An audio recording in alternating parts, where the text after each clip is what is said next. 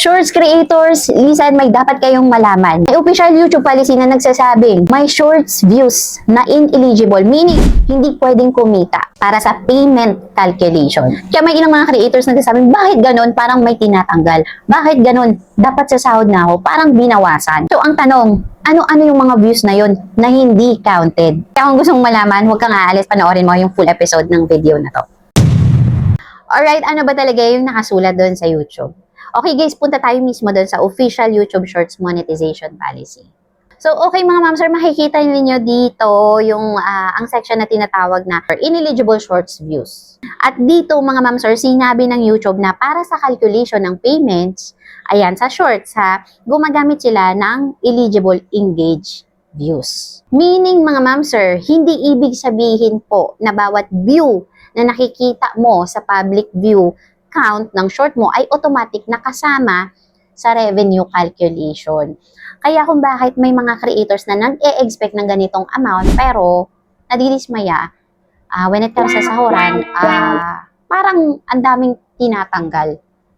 Parang ang laki ng binabawas. Dahil dito sa YouTube Shorts monetization policy. So may mga views po sa shorts na hindi pwedeng ituring na eligible. Kasi aminin natin, 'di ba, mostly tayong mga creators, 'di ba?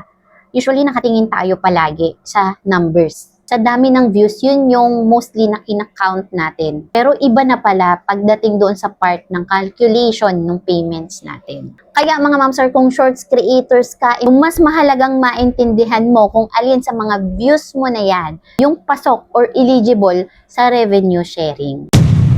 Okay, number 1. Unang-una to na binanggit ng YouTube, non-original shorts. Isa to sa mga views na hindi po kinakount ng YouTube sa revenue sharing. So, pag sinabi po natin non-original shorts, ayan. So, kasama dito yung mga bagay katulad ng mga unedited clips mula sa movies or TV shows. Ano pa, yung re-upload ng mga content ng ibang mga creators. Diba, kukunin natin sa ibang mga creators, then re-upload sa ating channel. So, isa yun, guys, sa tinitingnan or pasok sa non-original shorts na tinatawag ng YouTube. Kaya, yung ibang mga creators, tingin nila is, ang laki ng tinatanggal, binabawas ng YouTube. Every sahod, every month sa shorts earnings. So, number 1 po na example yan, non-original shorts. So, ano pa yung mga example ng mga content niyan? So, yung mga content na kinuha mula sa YouTube or ibang platform. Tapos, i-upload. So, what else? Yung compilations na walang sapat na original content na idinagdag. So, ano yon? Halimbawa, meron kang nakitang scene, diba, magandang scene sa isang movie. So, naisip mo, mukhang magti-trending to sa YT Shorts. Download natin. Edit natin, lagyan lang natin ng mga text. Tapos, in-upload mo na sa YT Shorts. Kasi nga, ang ganda nung scene na kinuha mo doon sa movie. So, pwede at posible magkaroon ng milyon-milyong views yan sa shorts. Pero ang tanong, may original value ba yung ginawa mo? Yes, totoo naman na kapag marami tayong views sa shorts, no, mas possible na medyo malaki yung pwede nating kitain. Pero it doesn't mean na lahat ng views mo na yan pwede mong kitain. So, merong part dyan na hindi eligible. At ito na yung mga klase ng videos na yan. Kaya mga ma'am sir, isa ito sa dahilan kung bakit sobrang risky na ngayon sa shorts. Yung mga re-upload, yung mga copy-paste re-upload videos na ganyan. Kasi mga ma'am sir, kung buong channel natin, o yung buong channel mo, di ba, lahat na lang is nakadepende sa mga ganyang re-upload videos or copy-paste re-upload videos. Alam mo, hindi lang revenue sharing mo yung magkakaroon ng problema in the future. Baka buong channel mo. Di ba, baka magkaroon ka pa ng problema sa YouTube monetization policy na hindi mo inaasahan. So, ano yung problema na pwede mong makuha? O pwede kang ma-reuse o pwede kang magkaroon ng inauthentic content. Okay, number 2 na hindi kina-counted or hindi part ng payment calculation sa shorts is yung fake or artificial views. Okay, when you say fake or artificial views, ito yung mga kay peke, hindi totoo. At ito yung tatandaan natin mga ma'am sir ha. Ito na yung mga shorts creators na yung goal lang is palakihin yung mga views ng mga videos nila. Okay, ano yung mga halimbawa nito?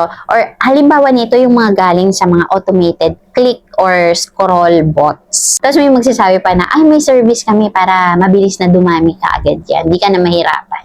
Diba? Marami na yan. Yung guaranteed 100k views, mag-avail ka lang ng ganito. Hindi nyo alam it belongs to artificial or fake views. Okay, shorts creators, mag-ingat po kayo sa ganyan. At the end of the day, i-check pa rin yan ng YouTube system.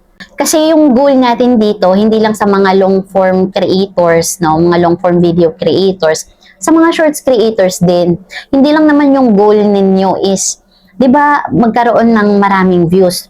Syempre, isa sa mga goal natin dito, isa sa mga inaasam, pinapangarap natin dito is magkaroon tayo ng mga loyal viewers. Yung hindi ka na kailangang makipag-sub to sub, makipagbisitahan, yung mismong mga audience na yung lalapit, magko-comment sa mga shorts videos mo, makaka-appreciate. Yun yung goal, mga ma'am sir.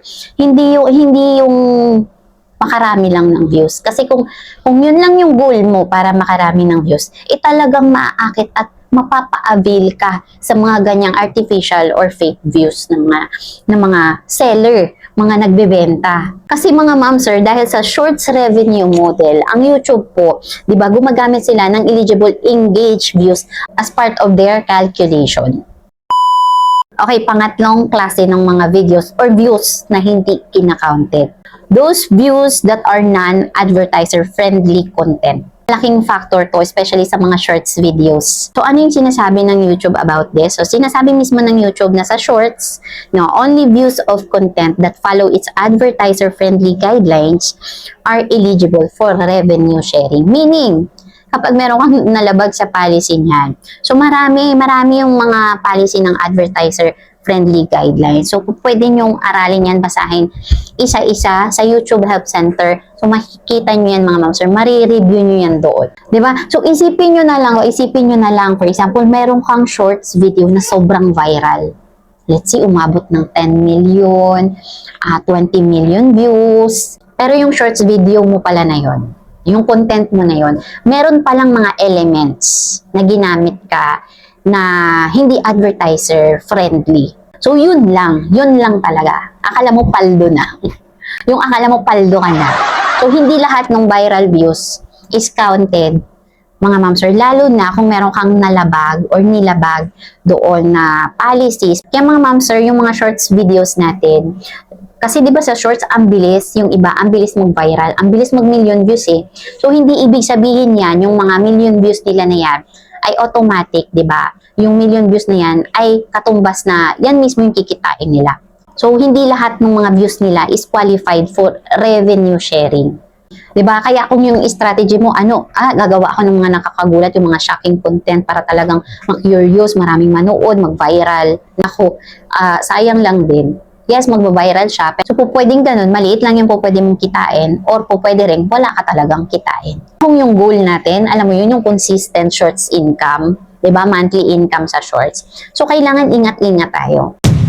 So, ngayon guys, let's proceed sa isa sa pinaka-importanting part ng video na to. Paano ba sumasahod dito sa YouTube Shorts? Okay mga ma'am sir, sa shorts videos, di ba mapapansin nyo, ang dami may mga million views na mga shorts videos dyan. So, for example, may nakita kang 1 million views na video. So, baka isipin mo kaagad, wow, 1 million views monetize kaagad. So, hindi mga ma'am sir. So, hindi ganun kadali yun. Especially ngayon na nag-upgrade pa yung monetization requirements sa shorts. Bakit kamo? Kasi yung shorts advertising revenue po ay kinokollect sa shorts feed at pinagsasama-sama po yan sa isang creator pool. At pagkatapos po, yung revenue ay ina-allocate doon sa mga creators. And based pa po yan sa kanilang share ng eligible engaged views. Diba? Kasama pa yung ibang mga factor niyan. Yung mga ginamit na music. Kino-consider din po nila yan, yung music usage pool calculation sa mga YT shorts. At pagkatapos yun na ba yun? So, hindi pa. Pagkatapos ng allocation na yun, mga ma'am sir. So, monetizing creators keep 45% of their allocated revenue. Kaya importanteng malaman natin, di ba, kung ano yung pasok doon sa mga tinatawag na eligible engaged views. Kasi yun lang talaga yung counted sa payment calculation. So, ayun mga ma'am sir. So, ano yung biggest realization natin dito sa video na to, dito sa topic natin na to? Especially sa mga shorts creators, no guys? Kasi mostly, nakafocus tayo sa paano ba paramihin yung views para malaki yung kita dito sa shorts. So ngayon mga ma'am sir, iba na po yung goal ng mga talagang seryosong mga shorts creators ngayon. Ngayon, ang goal, paano ka makakakuha ng maraming legitimate? Ayan, legitimate, eligible, engaged views gamit yung original content mo. Kung shorts creators ka nanonood ngayon, I hope nakatulong sa inyo yung video na to kahit papaano. I hope sana may naintindihan kayo, may nakuha kayong idea when it comes sa revenue, papaano ba sumasahod sa shorts, and ano yung mga eligible or pasok lang na views na counted, na pasok lang sa payment calculation. So ayun guys, everything na nakatulong sa inyo yung video na to, nagustuhan niyo, please like and subscribe. At i-hit nyo na rin po yung notification bell natin dyan sa ibaba para lagi po kayong updated pag may mga bago tayong video. So, ayun lang guys. Before I end, shout out muna sa mga members ng channel natin, sa mga bagong subscribers natin, sa mga old subscribers na until now, nakasupport pa rin sa channel natin. Thank you so much guys. I wish lahat tayo ay success dito sa YT. So, yun lang po. Have a nice day. Thank you for watching and see you in my next video. Bye po!